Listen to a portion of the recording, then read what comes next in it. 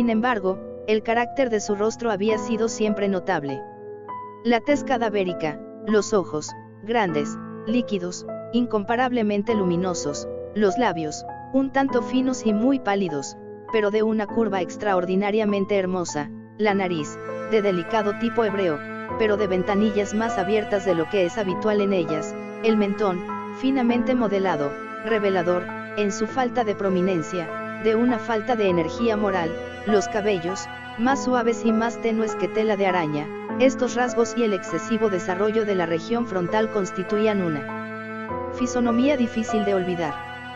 Y ahora la simple exageración del carácter dominante de esas facciones y de su expresión habitual revelaban un cambio tan grande, que dudé de la persona con quien estaba hablando. La palidez espectral de la piel, el brillo milagroso de los ojos, por sobre todas las cosas me sobresaltaron y aún me aterraron. El sedoso cabello, además, había crecido al descuido y, como en su desordenada textura de telaraña flotaba más que caía alrededor del rostro, me era imposible, aun haciendo un esfuerzo, relacionar su enmarañada apariencia con idea alguna de simple humanidad. En las maneras de mi amigo me sorprendió encontrar incoherencia, inconsistencia, y pronto descubrí que era motivada por una serie de débiles y fútiles intentos de vencer un azoramiento habitual, una excesiva agitación nerviosa. A decir verdad, ya estaba preparado para algo de esta naturaleza, no menos por su carta que por reminiscencias de ciertos rasgos juveniles y por las conclusiones deducidas de su peculiar conformación física y su temperamento. Sus gestos eran alternativamente vivaces y lentos. Su voz pasaba de una indecisión trémula, cuando su espíritu vital parecía en completa latencia, a esa especie de concisión enérgica, esa manera de hablar abrupta, pesada, lenta, hueca, a esa pronunciación gutural, densa, equilibrada, perfectamente modulada que puede observarse en el borracho perdido o en el opiómano incorregible durante los periodos de mayor excitación. Así me habló del objeto de mi visita, de su vehemente deseo de verme y del solaz que aguardaba de mí. Abordó con cierta extensión lo que él consideraba la naturaleza de su enfermedad. Era, dijo, un mal constitucional y familiar, y desesperaba de hallarle remedio, una simple afección nerviosa, añadió de inmediato, que indudablemente pasaría pronto. Se manifestaba en una multitud de sensaciones anormales. Algunas de ellas, cuando las detalló, me interesaron y me desconcertaron, aunque sin duda tuvieron importancia los términos y el estilo general del relato. Padecía mucho de una acuidad mórbida de los sentidos, apenas soportaba los alimentos más insípidos, no podía vestir sino ropas de cierta textura, los perfumes de todas las flores le eran opresivos, aún la luz más débil torturaba sus ojos, y solo pocos sonidos peculiares, y estos de instrumentos de cuerda, no le inspiraban horror. Vi que era un esclavo sometido a una suerte anormal de terror. Moriré, dijo, tengo que morir de esta deplorable locura. Así y no de otro modo me perderé. Temo los sucesos del futuro, no por sí mismos, sino por sus resultados. Me estremezco pensando en cualquier incidente, aun el más trivial, que pueda actuar sobre esta intolerable agitación. No aborrezco el peligro, como no sea por su efecto absoluto, el terror. En este desaliento, en esta lamentable condición, siento que tarde o temprano llegará el periodo en que deba abandonar vida y razón a un tiempo, en alguna lucha con el torvo fantasma, el miedo. Conocí además por intervalos, y a través de insinuaciones interrumpidas y ambiguas, otro rasgo singular de su condición mental. Estaba dominado por ciertas impresiones supersticiosas relativas a la morada que ocupaba y de donde, durante muchos años, nunca se había aventurado a salir, supersticiones relativas a una influencia cuya supuesta energía fue descrita en términos demasiado sombríos para repetirlos aquí, influencia que algunas peculiaridades de la simple forma y material de la casa familiar habían ejercido sobre su espíritu, decía, a fuerza de soportarlas largo tiempo, efecto que el aspecto físico de los muros y las torrecillas grises y el oscuro estanque en el cual estos se miraban había producido, a la larga, en la moral de su existencia. Admitía, sin embargo, aunque con vacilación, que podía buscarse un origen más natural y más palpable a mucho de la peculiar melancolía que así lo afectaba, la cruel y prolongada enfermedad, la disolución evidentemente próxima de una hermana tiernamente querida, su única compañía durante muchos años, su último y solo pariente sobre la tierra.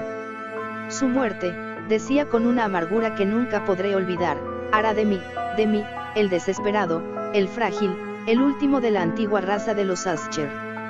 Mientras hablaba, Lady Madeline, que así se llamaba, pasó lentamente por un lugar apartado del aposento y, sin notar mi presencia, desapareció.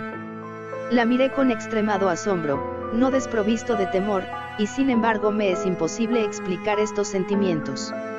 Una sensación de estupor me oprimió, mientras seguía con la mirada sus pasos que se alejaban. Cuando por fin una puerta se cerró tras ella, mis ojos buscaron instintiva y ansiosamente el semblante del hermano, pero este había hundido la cara entre las manos y solo pude percibir que una palidez mayor que la habitual se extendía en los dedos descarnados, por entre los cuales se filtraban apasionadas lágrimas. La enfermedad de Lady Madeline había burlado durante mucho tiempo la ciencia de sus médicos. Una apatía permanente, un agotamiento gradual de su persona y frecuentes aunque transitorios accesos de carácter parcialmente cataléptico eran el diagnóstico insólito. Hasta entonces había soportado con firmeza la carga de su enfermedad, negándose a guardar cama, pero, al caer la tarde de mi llegada a la casa, sucumbió, como me lo dijo esa noche su hermano con inexpresable agitación, al poder aplastante del destructor, y supe que la breve visión que yo había tenido de su persona sería probablemente la última para mí, que nunca más vería a Lady Madeline, por lo menos en vida. En los varios días posteriores, ni Ascher ni yo mencionamos su nombre, y durante este periodo me entregué a vehementes esfuerzos para aliviar la melancolía de mi amigo. Pintábamos y leíamos juntos, o yo escuchaba, como en un sueño, las extrañas improvisaciones de su elocuente guitarra. Y así a medida que una intimidad cada vez más estrecha me introducía sin reserva en lo más recóndito de su alma, iba advirtiendo con amargura la futileza de todo intento de alegrar un espíritu cuya oscuridad, como una cualidad positiva, inherente, se derramaba sobre todos los objetos del universo físico y moral, en una incesante irradiación de tinieblas. Siempre tendré presente el recuerdo de las muchas horas solemnes que pasé a solas con el amo de la casa Ascher. Sin embargo, fracasaría en todo intento de dar una idea sobre el exacto carácter de los estudios o las ocupaciones a los cuales me inducía o cuyo camino me mostraba. Una idealidad exaltada, enfermiza, arrojaba un fulgor sulfúreo sobre todas las cosas. Sus largos e improvisados cantos fúnebres resonarán eternamente en mis oídos. Entre otras cosas, conservo dolorosamente en la memoria cierta singular perversión y amplificación del extraño aire del último vals de von Weber. De las pinturas que nutría su laboriosa imaginación y cuya vaguedad crecía a cada pincelada, vaguedad que me causaba un estremecimiento tanto más penetrante, cuanto que ignoraba su causa, de esas pinturas, tan vívidas que aún tengo sus imágenes ante mí, sería inútil mi intento de presentar algo más que la pequeña porción comprendida en los límites de las meras palabras escritas. Por su extremada simplicidad, por la desnudez de sus diseños, atraían la atención y la subyugaban. Si jamás un mortal pintó una idea, ese mortal fuera Derrick Ascher. Para mí al menos, en las circunstancias que entonces me rodeaban, surgía de las puras abstracciones que el hipocondríaco lograba proyectar en la tela, una intensidad de intolerable espanto, cuya sombra nunca he sentido, ni siquiera en la contemplación de las fantasías de Fuseli, resplandecientes, por cierto, pero demasiado concretas. Una de las fantasmagóricas concepciones de mi amigo, que no participaba con tanto rigor del espíritu de abstracción, puede ser vagamente esbozada, aunque de una manera indecisa, débil, en palabras. El pequeño cuadro representaba el interior de una bóveda o túnel inmensamente largo, rectangular, con paredes bajas, lisas, blancas, sin interrupción ni adorno alguno. Ciertos elementos accesorios del diseño servían para dar la idea de que esa excavación se hallaba a mucha profundidad bajo la superficie de la tierra. No se observaba ninguna saliencia en toda la vasta extensión, ni se discernía una antorcha o cualquier otra fuente artificial de luz. Sin embargo, flotaba por todo el espacio una ola de intensos rayos que bañaban el conjunto con un esplendor inadecuado y espectral. He hablado ya de ese estado mórbido del nervio auditivo que hacía intolerable al paciente toda música, con excepción de ciertos efectos de instrumentos de cuerda. Quizá los estrechos límites en los cuales se había confinado con la guitarra fueron los que originaron, en gran medida, el carácter fantástico de sus obras. Pero no es posible explicar de la misma manera la fogosa facilidad de sus impromptus. Debían de ser, y lo eran, tanto las notas como las palabras de sus extrañas fantasías, pues no pocas veces se acompañaba con improvisaciones verbales rimadas, debían de ser los resultados de ese intenso recogimiento y concentración mental a los cuales he aludido antes y que eran observables solo en ciertos momentos de la más alta excitación mental. Recuerdo fácilmente las palabras de una de esas rapsodias. Quizá fue la que me impresionó con más fuerza cuando la dijo, porque en la corriente interna o mística de su sentido creí percibir, y por primera vez, una acabada conciencia por parte de Ascher de que su encumbrada razón vacilaba sobre su trono. Los versos, que él tituló El Palacio Encantado, decían poco más o menos así.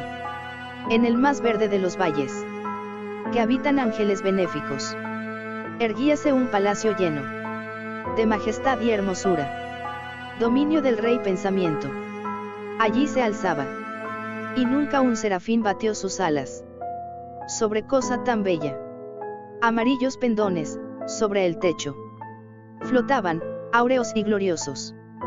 Todo eso fue hace mucho, en los más viejos tiempos, y con la brisa que jugaba en tan gozosos días, por las almenas se expandía una fragancia alada, y los que erraban en el valle, por dos ventanas luminosas, a los espíritus veían danzar al ritmo de laudes, en torno al trono donde, por Firogéneto, envuelto en merecida pompa, sentábase el señor del reino, y de rubíes y de perlas.